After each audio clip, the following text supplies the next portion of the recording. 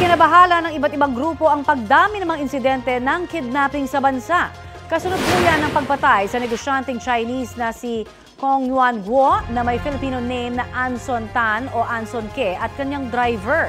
Natagpuan nga po ang bangkay nila sa Rodriguez, Rizal. Ayon naman sa isang source, 3 beses nagbigay ng ransom payment ang pamilya ng biktima na umabot sa 100 million pesos.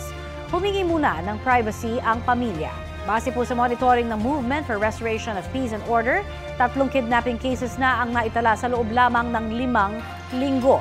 Ayon naman sa Federation of Filipino-Chinese Chambers of Commerce and Industry Incorporated, 12 na ang naitala nilang kidnapping cases mula January 2025. 10 sa mga biktima ay Chinese.